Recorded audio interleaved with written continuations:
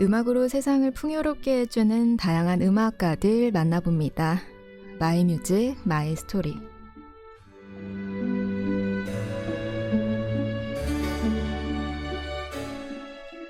오늘 세실리아 달콤한 클래식에서는 우리나라 클래식 음악의 자존심 KBS 교향악단에서 비올라 파트를 이끌고 계신 진덕 수성님 모셨습니다. 선생님 안녕하세요. 안녕하세요. 초대해 주셔서 감사합니다. 아니 개인적으로 되게 환기가 되는 좋은 구실이 되어 주셔서 너무 감사드리고 오늘 최선을 다하겠습니다. KBS 교향악단의 비올라 수석 진덕 선생님과 함께 이야기 나눠볼 텐데요. 예원, 서울예고, 예종까지 바이올린을 전공하셨어요. 예, 비올라는 좀 한참 뒤에. 아, 선생님 그럼 바이올린으로 오스트리아 그라츠에 유학을 가셨던 건가요? 네, 맞아요. 거기서 이제 학업을 하던 중에 네. 이제 졸업 직전에 이제 정말 모든 바이올린 학생이 비올라를 그 학교는 특이한 게 그 부전공으로 꼭 이수를 해야지 졸업을 할 수 있었거든요. 그래서 거의 타이에 의해서 이렇게 시작하게 됐는데 이게 업이 될 줄은 저도 그때는 몰랐던 것 같아요.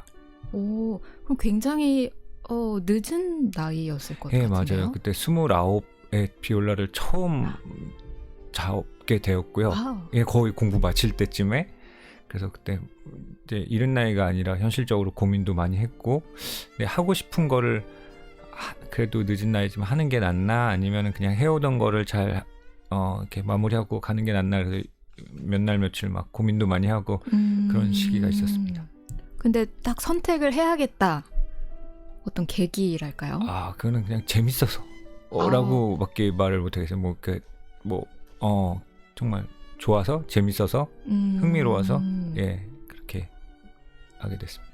그러면 비올라는 오스트리아에서 예, 그때 이제 처음 이제 학교 도서관에서 빌려주는 악기를 가지고 이제 시작을 했고요. 악기도 없이. 악기도 없고 활도 없어서 활이 없어가지고 그냥 바이올린 활로 했던 것 같아요. 그때는 오히려 그때는 더 편하기도 했고요. 그게. 예, 그래서 집에다가는 부모님한테는 서울에 계신 부모님한테는 그때 당시에는 말씀을 못 드리고 그쵸. 왜냐면 너무 걱정하실까봐 얘가 나이가 이제 곧 30인데 뭘 또 새로 한다 그러냐 또 그러실 게 뻔하니까 어떻게든 학교를 입학해놓고 부모님한테 말씀을 드려야 되겠다라고 생각하고 혼자서 CD 들어가면서 그때는 선생님도 없으니까요. 예, 이렇게 입시를 준비했던 기억이 납니다. 비올라는 바이올린보다 좀 크죠? 그 카메라가 네, 좀 보여주셔도 좋을 것 같은데요. 비올라는 바이올린보다 보시다시피 이렇게 좀 오늘 이렇게 찍힐 줄 알았으면 바퀴를 좀 닦고 나오는 건데 하여튼 이 정도 사이즈고요. 기본적으로 주법 자체는 거의 동일합니다. 근데 이 음표와 음표가의 넓이가 바이올린보다 당연히 악기가 크니까 간의 간격이 넓고 그래서 손이 큰 사람한테 조금 유리할 것 같아요. 근데 재밌는 건 비올라는 바이올린처럼 한 사이즈로만 딱 있는 게 아니라 저희는 인치로 흔히들 얘기하는데 15의 2분의 1인치부터 16의 2분의 1인치까지 그 사이 촘촘하게 악기들이 있어서 촘촘하게 있어서 사실 키보다는 이제 자기 팔 길이에 따라서 좌우하는 것 같아요. 내가 어떤 악기를 쓸지는 키가 작아도 팔이 길면 조금 이렇게 긴 악기를 써도 이게 충분한데 만약에 팔이 짧다 그러면 악기가 이렇게 잡히게 되겠죠. 이렇게. 그러니까 굉장히 공정한 악기네요. 예, 그 공정한 악기고 되게 선택의 폭이 있는 첼로나 바이올린은 그런 게 없잖아요. 그럼요, 그냥 피아노도 딱 물론 예, 당연히 뭐 건반이 좁아지는 건 아니니까요. 네, 저희는 그런 식으로 약간 근데 엄밀히 얘기해서 악기 통이 크면 클수록 사실 좋은 소리가 나는 건 맞는 것 같아요. 즉 경험상 왜냐면 물리적으로 울림통이라 그러죠. 이게 울림통이 크면 클수록 당연히 공명이 많이 되고 사운드는 더 커지고 근데 또 반대적으로 좀 제어하기 힘들고 울림이 너무 많으면 제어하기 힘들고 또 뭐 그런 정도의 기술적인 문제들은 좀 있으면 그것도 해결을 해 나가면 되는 거니까요. 기본적으로 이 악기는 참고로 16반 보통 이제 남자들은 16반 정도를 의례적으로 쓰는 것 같고 여자들은 16이나 15의 4분의 3? 조금 작은. 예, 조금 작은. 근데 소리는 작지만 정말 소리가 또 예쁜 좋은 악기들은 예쁘거든요. 그러니까 음량을 조금 어느 정도 포기하는 대신 퀄리티를 더 높이겠다. 조금 일례로 비올라 같은 악기는 모던 악기들이 정말 많아요. 왜냐하면 옛날 그 가령 스트라드나 과르네리 같은 악기도 뭐 과단인 이런 게 있긴 있는데 그때 당시에는 정말 비올라를 작게 만들어서 15반 그때는 그렇게 사람들이 썼나 봐요. 비올라를 이렇게 크게 안 쓰고 이제 모던 악기쯤 되면서 이제 16을 넘어가서 이제 현재 저희가 쓰고 있는 이제 1900년도 이후에 제작된 악기들은 이렇게 사이즈가 좀 있는데 옛날 악기는 너무 작아서 잘 안 쓰게 되고 너무 작으니까 사실 뭐 소리는 참 기가 막힌 소리가 난다고 저도 안 해봤는데요. 뭐 왜 홀에서 현대처럼 뭐 예술전당이나 뭐 그런 큰 홀을 염두에 두고 만든 악기가 아니라 정말 챔버 뮤직을 위해서 막 요거보다 조금 큰 방 뭐 그 정도 거기는 충분히 그 음역 볼륨이 커버를 하니까요.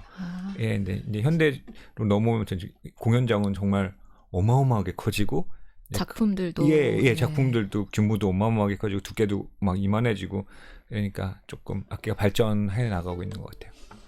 그리고 선생님 그 오케스트라나 뭐 실내악도 마찬가지겠지만 비올라라는 악기가 내성을 담당하잖아요. 맞아요. 그 제일 쾌감을 느낄 때는 그러니까 그러니까 이게 코드가 우리 쉽게 도미솔이라는 이렇게 C 메이저 1도 코드가 있을 도미솔 이렇게 울려가지고 이렇게 코드를 형성하는데 가장 높은 솔은 보통은 바이올린이 하죠. 그러니까 그거는 사람들한테 가장 잘 들려요. 왜냐하면 음이 높기 때문에 같은 볼륨을 쓰고 바닥을 깔아주는 도는 당연히 첼로 베이스가 바닥을 이렇게 받쳐주고 이제 중요한 건 이제 가운데 들어간 미인데 이게 미 내추럴이 되느냐 아니면 미 플래시 되느냐 그 내성에 따라 가지고 그 코드가 성격이 어마어마하게 바뀌거든요. 그러니까 갑자기 겉에 도솔은 유지가 되는데 갑자기 내성이 바뀌면서 조성이 바뀌고 갑자기 전조를 알리는 무슨 뭐가 신호탄이 된다든지 막 그런 그러니까 저 나름대로 되게 중요한 역할을 생각을 되게 멋있고 그 순간이 되게 재밌어요. 그래서 그러니까 일례지만 그런 그 정도인 그 안에 들은 내용물의 역할을 한다는 게 가장 즐거운 일이 아닌가 싶습니다.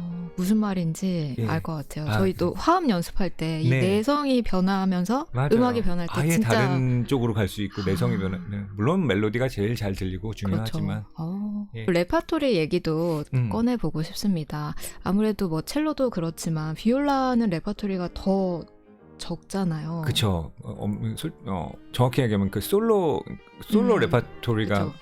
바이올린에 비해 정말 많이 적죠. 아무래도 편곡이 된 작품들을 많이 맞습니다. 연주를 하실 것 같은데 예. 바이올린을 워낙 오래 하셨고 예. 그러면 원곡에 대해서 좀 더 생각을 하면서 이렇게 옮기시는 편이신지 아니면 진짜 이렇게 심오한 질문인데요. 네.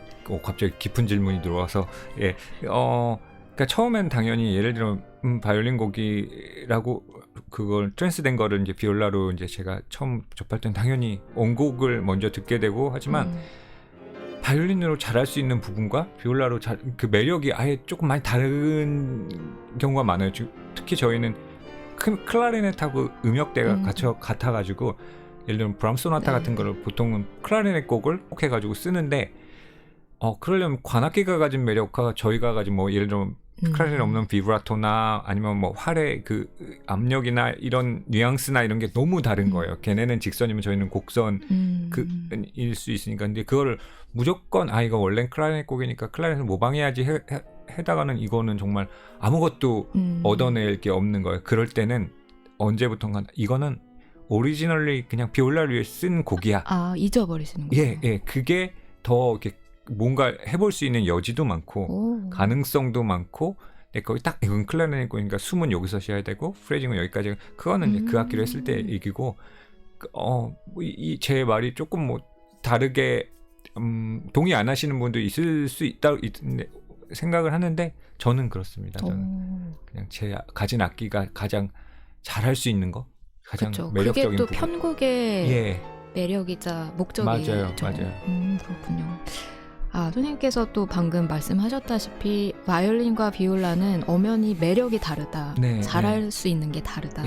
선생님께서 조금 살짝 연주를 부탁드려 볼게요. 그래서 바이올린과 비올라의 차이점 조금 우리가 들어볼 수 있을까요?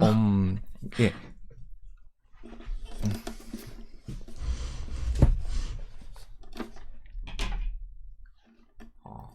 바이올린에 하고 비올라가 이제 비슷하게 생겨서 이제 흔히들 많이 비교를 하시는데요. 가장 큰 차이점이 뭐냐 그러면은 이 가장 낮은 C선이 있느냐 없느냐의 차이입니다. 그러니까 바이올린은 C선 대신에 높은 줄이 하나가 더 있고 저희는 그 줄이 없는 대신에 가장 낮은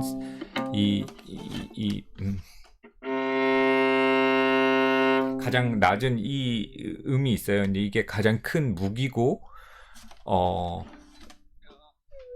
예를 들면은 바이올린은 예를 들면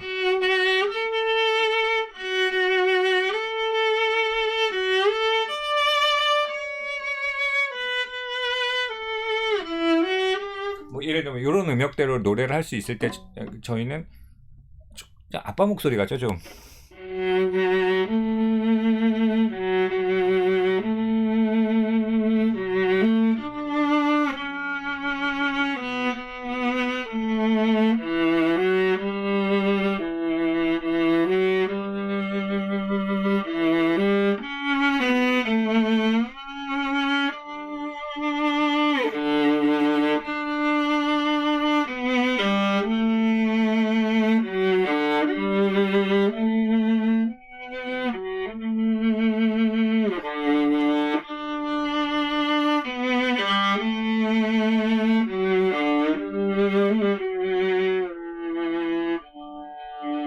이렇게 아예 그러니까 조금 성질이 많이 다르죠. 이렇게 푸근하고 갑자기 자장가를 했네요. 대낮에 생각나는 게 이런 거밖에 없어가지고. 아니 근데 정말 예. 가장 낮은 현으로만 연주를 하셨잖아요. 예. 이게 첼로도 줄 수 없고 바이올린도 절대 줄 수 없는 그 감동이 있네요. 이게 저희는 이런 흔히 얘기할 때 비음이라 그러거든요. 약간 콧소리 같은 게 소리가 나는 게 같은 음역을 연주해도 바이올린 되게 프레시하고 생명의 소리인가요? 저희는 비음이라고 하는데 그 소리가 비올라의 진짜 네. 매력이고 그 소리를 어떻게든 끄집어내야 되는 거고 안 그러면은 그냥 둔한 바이올린 되기 뭐든지 둔하고 매력 없고 그냥 그럴 거예요. 바이올린 듣지 왜 비올라 들어? 할 수 그러니까 그걸 만약 소리를 신경 안 쓴다면은 근데 그 소리를 어떻게든 끄집어내면은 그래도 조금 존재 가치가 이유가 조금 될 수 있는 그런 것 같아요. 음악을 가장 잘 보여줄 수 있는 작품을 먼저 추천해 주신다면 어떤 곡을 들어보면 좋을까요?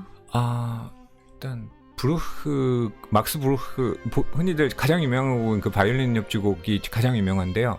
그것도 제가 너무 좋아하는 곡이고 교향악단에 있으면서도 수도 없이 많이 연주해 본 곡이기도 한데 근데 고맙게도 이제 막스 브루흐 이건 편곡이 아니라 이제 오리지널 비올라를 위해 쓰여진 오케스트라와 비올라를 위해 쓰여진 이제 소품인데 그게 참 시작부터 되게 조금 가슴에 와닿는 그런 멜로디와 화성과 분위기와 이거는 정말 이렇게 날씨 좋은 날이 아니고 약간 비가 오거나 이렇게 조금 센티멘탈할 때 들으면은 와 이건 정말 커피와 함께 들으면은 정말 저는 너무 좋아하는 곡입니다. 너무 처음부터 촉촉한 음악. 그렇게 됐네요. 네, 브루흐의 로만츠 작품 번호 85번 그럼 듣고 내용 이어나가도록 하겠습니다.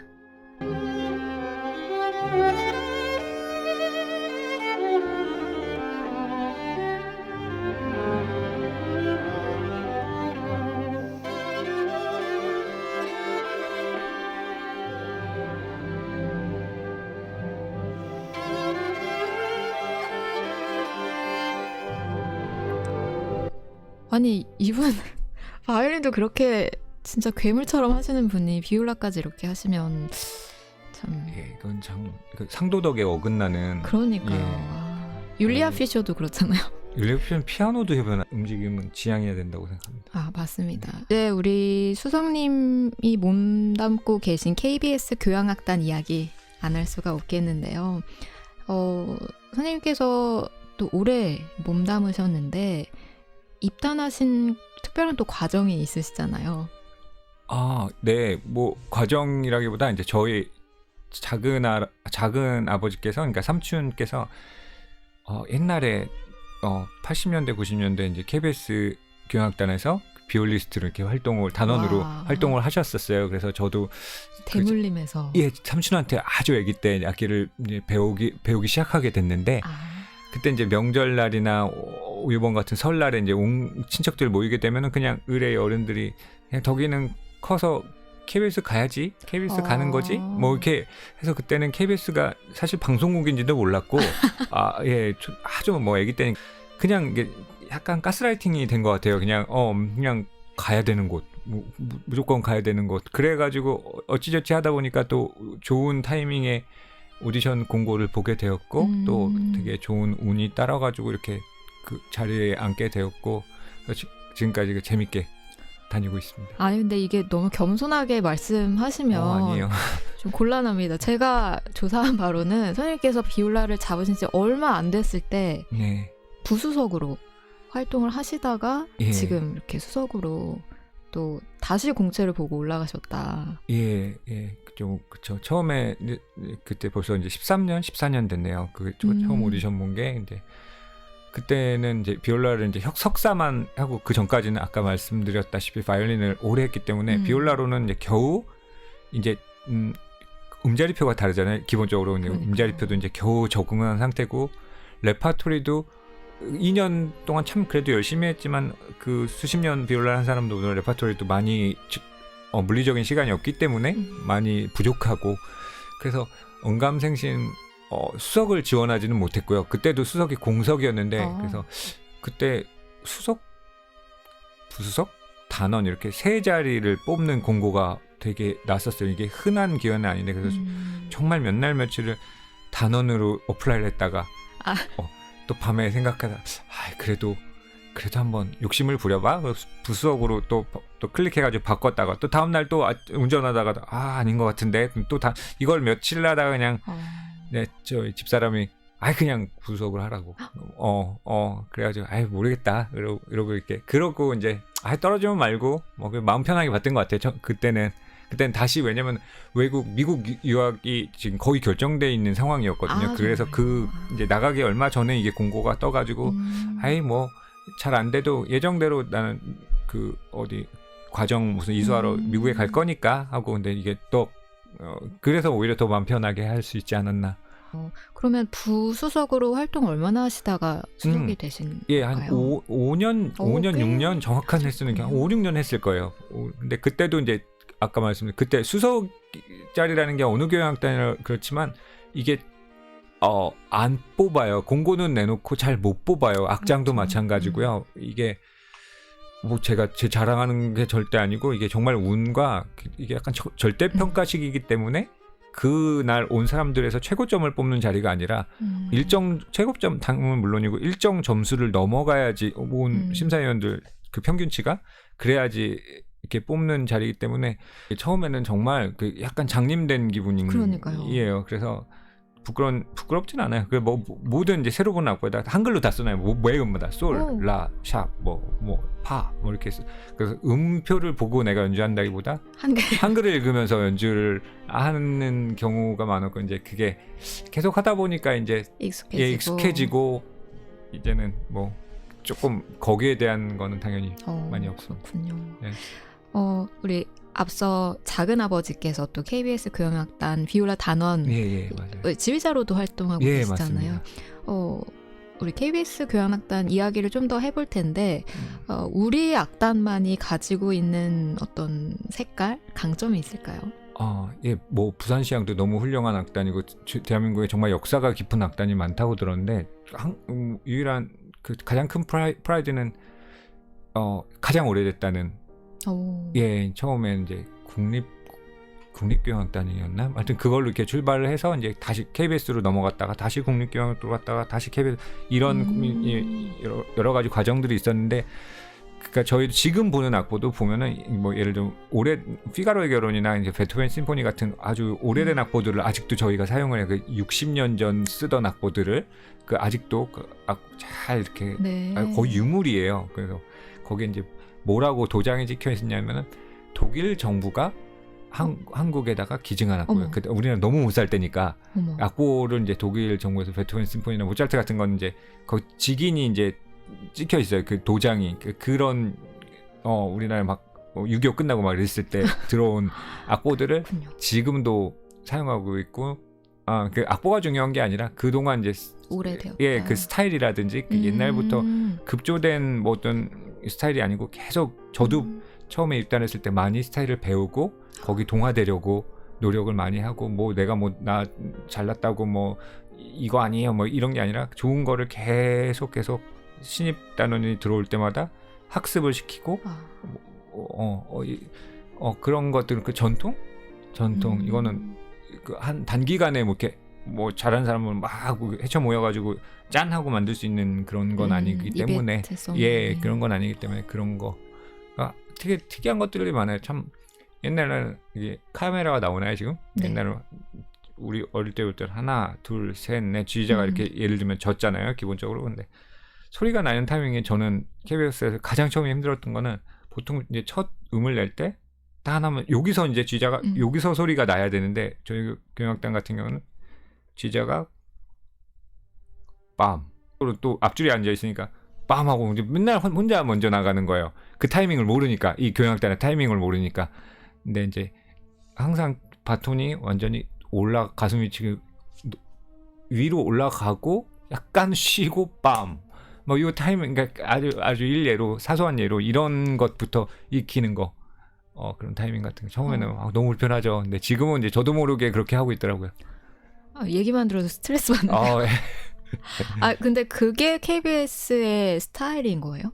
예, 그게 이제 전통이죠. 어떤 사람은 이렇게 순발력 있게 바로 차고 나오는 그런 단체도 있고 저희 단체 같은 경우는 그게 조금 처음에 좀 힘들었어요. 그게 이제 그때는 왜 그런 시간이 필요하냐면은 약간 소리를 뭐랄까 잡는 시간이 좀 필요하고 그냥 빰 하고 때리는 시간이 아니라 뭔가를 움켜잡고 뻔한 그런 의미로 이렇게 모았다가 뭐 그런 잖아요. 또 지휘자와의 소통 아니면 다른 수석과의 소통. 이게 뭐 제가 누가 들어왔다고 해서 제가 뭐 가서 뭐 이렇게 저렇게라 얘기한 적은 한 번도 없고요. 그 사람이 알아서 한두 번 연주, 두세 번, 그게 1년, 2년이 되면 자연스럽게 제가 그랬듯 습득이 되는 게 이거는 여기서는 하면 안 될 거. 이거는 이런 방향으로 그 자리에 앉으실 정도의 실력이 되는 선생님이라면은 그거는 쉽게 뭐 되는 거라고 하고 말씀하셨듯이 가장 이제 주된 업무는 사실 소통이죠.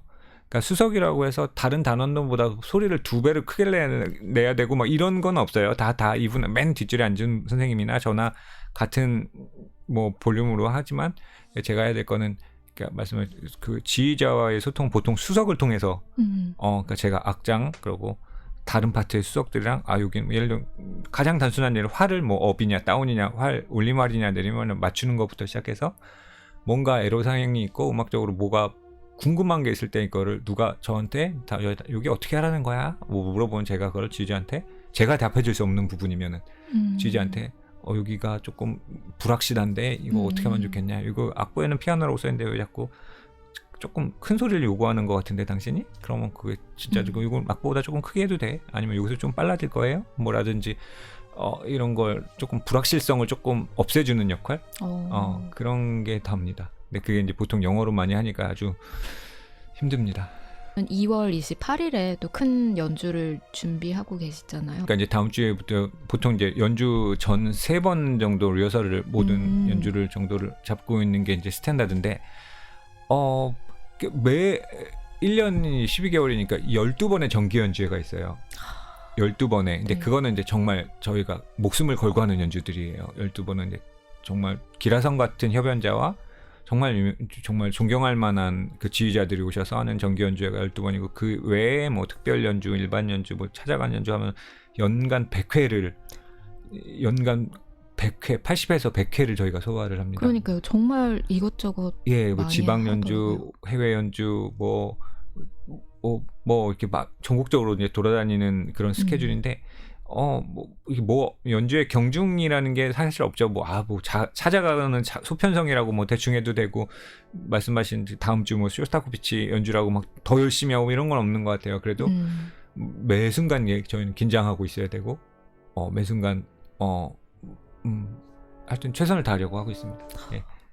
또 우리 정명훈 지휘자 선생님 얘기하지 않을 수 없겠는데 제가 감히 그분을 정 선생님을 뭐 제가 이렇게 언급하는 것 자체가 대단히 신뢰일 수 있을 정도의 저도 한 4, 5년 전부터 그래도 1년에 한 대여섯 번은 오셨던 것 같아요. 이제 지 연주를 하러. 대여섯 번 그 이상 이제부터는 올해부터 이제 상임지휘자가 되셨지만 그 전부터 이제 워낙 자주 오시던 분이기 때문에 처음에는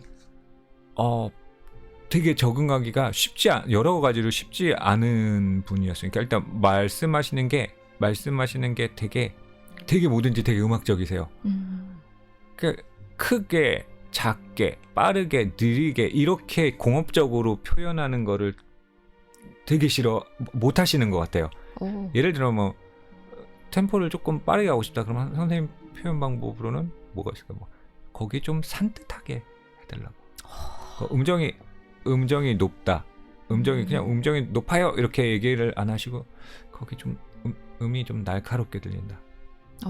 그러면 이렇게 트랜슬레이트를 해야 돼요. 내가 스스로 이거 좀 높은 거 거기 지나치게 무겁지 않게. 그러면 너무 느리지 않게. 라든지 그러니까 뭐 이렇게 이런 1차원적인 표현 대신에 모든 게 되게 약간 음악적이세요. 모든 게 그러니까 본인이 그렇게 생각을 하시는 것 같아요. 이 세상 모든 상남만상을 저 감히 모르겠지만 저분의 음악적인 깊이가 도대체 바닥이 어디까지인지는 그렇게 많이 연주를 해봐도 가늠이 잘 안 돼요.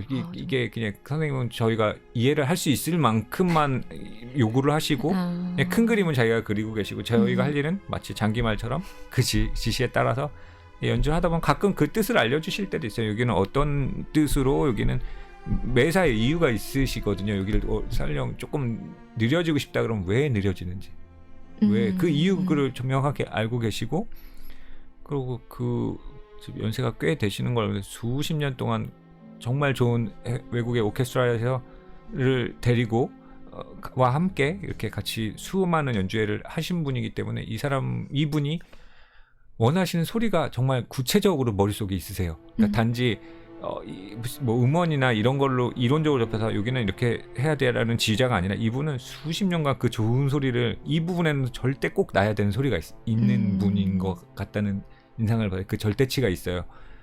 그 외국의 정말 그거에 부합하기 위해서는 정말 더 노력을 해야 되고, 그렇게 막 무섭거나 처음에는 옛날엔 되게 무섭게 생겼다고 생각을 했거든요. 이게 무섭잖아요. 되게 유머도 많으시고 정도 많으시고 뭐 하여튼 근데 보통 대부분의 경우 이렇게 눈을 감고 지휘를 이렇게 하세요. 본인 말씀으로는 조금 더 소리에 집중하기 위해서 이렇게 눈을 뜨게 되면 이렇게 자꾸 시각적인 소리가 그 눈을 감고 있는데 가끔 이렇게 하다가 눈을 이렇게 뜨실 때가 있어요. 실눈을 딱 그때는 갑자기 만약에 제 쪽을 본다 그러면 제가 오만 가지 생각 뭐가 잘못되고 있지 지금? 너무 큰가? 급한가? 근데 그게 다예요. 그냥 그러면 알아서 자체적으로 다음번 했을 때는 그렇지 않게 10마디 말보다 한번 눈 한 번 이렇게 뜨면은 알아서 갑자기 뭐가 잘못됐지? 뭐 그게 그분의 카리스마고 존경할 만한 분이니까 저희가 그렇게 하는 것 같아요. 네, 그러면 우리 KBS 교향악단이 특히 자신 있게 선보이는 작품이 있을 텐데요. 그러니까 뭐 저희가 뭐 작품을 단원들이 뭐 이거는 좋아요, 저거는 별로예요라고 할 수 있는 권한은 사실 없어요. 그건 다 오피스에서 지휘자랑 이렇게 하는 거고. 하지만 제가 느껴본 바로는 특히 러시아 레퍼토리 할 때 가장 사람들이 즐거워하고 뭔가가 조금 나오는 것 같기도 하고, 뭐 샬콥스키나 쇼스타코비치 이런 거 할 때 제 개인적인 생각은 그런 쪽에 연주자 입장에서도 정말 더 와닿게 하지 않나 그런 생각을. 11번 반응이 어마어마했잖아요. 그때 뭐 팀판이 찢어지고 네. 막 난리가 다음번에 아니었죠. 선생님도 뭐 하나 활을 좀 싼 거를 들고 가서 한번 제가 한번 터트려야. 뭐라도 해보겠습니다. 앞으로 또 저희가 기대해볼 만한 공연이 많겠지만 또 다가오는 공연 중에 일단 뭐 이번에 올해는 정명훈 선생님이랑 말로 5번 그리고 하반기에 4번 이렇게 말로는 2개를 하는 것 같고, 저도 안 해본 곡이지만 그 카르멘 오페라 그걸 콘서트 버전으로 그러니까 실제 뭐 이렇게 뭐 무대 네. 장치를 뭐 하고 뭐 이런 게 아니라 거의 이제 음악 위주의 콘서트 전곡을 그것도 정 선생님하고 오. 4월에 하는 게 저도 안 해본 저희가 오페라는 저희는 거의 그쵸. 교향곡 위주로 하는 오케스트라이기 때문에 오페라는 거의 안 하는데 가끔 이렇게 할 기회가 있는데 너무 재밌더라고요. 오. 예, 스토리가 있고 그렇죠. 말도 막 대사도 번역해서 이렇게 대충 보면 너무 내용도 재밌고 그래서 그것도 기대가 되고요. 일단 뭐 바로 다음 주에 있을 그 엘리야후 인발 그 90살이더라고요. 지휘자 선생님 벌써 지금 90세인데 매년 오시고 계신데 뭐 저보다도 더 되게 액티브하시고 더 열정도 많으시고 그분이랑 하는 저도 처음 14년 만에 처음 하는 곡이에요. 시골스타급제 13번 네. 그것도 합창하고 솔리스트랑 같이 한다는데 그것도 개인적으로 조금 기대가 되고 재밌을 것 같습니다. 아, 선생님 또 오케스트라 KBS 교향악단뿐만 아니라 실내악 활동도 활발히 하시잖아요. 네, 아베크, 그- 아베크. 무슨 뜻이죠? 이게 불어로 저도 불어를 정말 하나도 모르지만 어떻게 왜 우리 멤버 4명 중에 프랑스랑 관련된 사람이 한 명도 없거든요. 그러니까요. 근데 뜬금없이 누가 이거를 아베크로 하자 뭐 이래가지고 했는데 그 영어의 위드 전치사 위드의 뜻이래요. 그러니까 아베크 쓰면 위드 스트링가 그 좋네요. 현악기와 함께 뭐 이런 뜻인데요. 뭐 이거를 매년 한 번씩 IBK 그 예술연당 거기서 이제 공연을 하고 있고요. 그 역시 외에 KBS 수석님들과 함께 하시는 건가요? 예, KBS 수석 부석이 이제 저 포함해서 3명이고 이제 퍼스트 바이라는 그 친구는 그 지금 강원대학교 교수로 있는 네. 그 분이랑 이렇게 벌써 그것도 이제 창단한 지 한 꽤 13년, 12년, 13년 됐죠. 거의 비슷하네요. 예, 저 입단하고 그 다음 해부터 시작을 했으니까요. 오, 예. 그렇군요. 예. 와. 이 실내악에서야말로 비올라의 어떤 역할. 이제 정말 물 만난 거죠. 그쪽으로 들어가면 정말 너무 롤도 많고 맡은 너무 할 것들이 많고 그러니까 비올라는 사실 실내악에 가장 잘 어울리는 그럴 것 같아요. 예. 내가 없으면 안 된다 이런. 그럼요. 리허설을 할 수가 없죠. 예, 뭐 하여튼 그 정도 정말 비올리스트한테 너무 재밌고 그래서 하고 있는 것 같고요. 실내악 때문에. 예, 실내악 너무 재밌는 저의 그 취미생활 중 하나입니다. 네, 그러면 곡 하나 더 듣고 와서 마무리 지어보도록 할 텐데 두 번째로는 역시 실내악곡으로 들어보나요? 네. 그 제가 오늘 골라온 곡은 그 슈만 피아노 퀄텟 그 E 플랫 메이저 중에 3악장 느린 악장인데 그 멜로디가 너무 유명한 네, 벨소리로도 많이 쓰시죠. 너무 유명한 곡이라 뭐 조금 식상할까 뭐 그런 생각도 했는데 그래도 가장 너무 예쁜 곡이고요. 한번 들어봐 주시면 좋을 것 같습니다.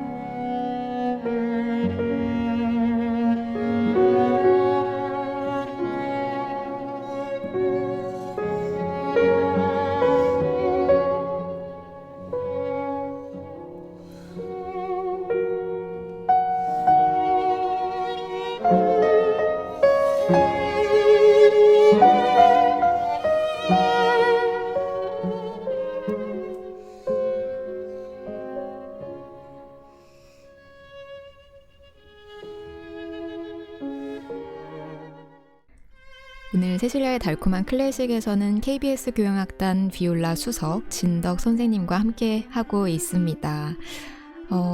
이제 슬슬 마무리 지어야 할 시간인데요. 오늘 우리가 음악 얘기 많이 했는데 우리 진덕 수석님에게 단 한 곡, 인생의 곡 하나 꼽으라면 어떤 음악이 있을까요? 네, 진짜 어려운 질문입니다.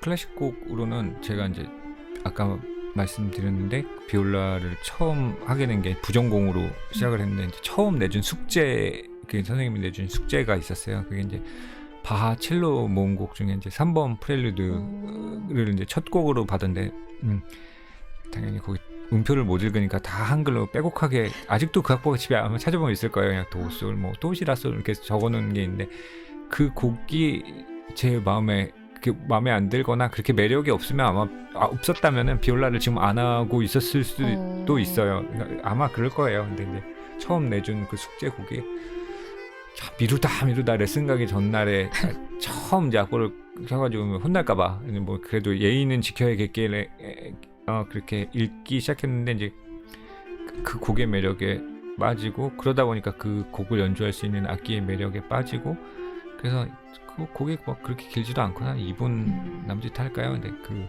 3번 중에 프렐리드를 제 인생곡으로 꼽고 싶습니다. 이게 참 좋은 직업이 그러니까 저는 행복한 게 제가 좋아하는 거를 그래도 제 업으로 할 수 있다는 게 참 복받은 사람인 것 같아요.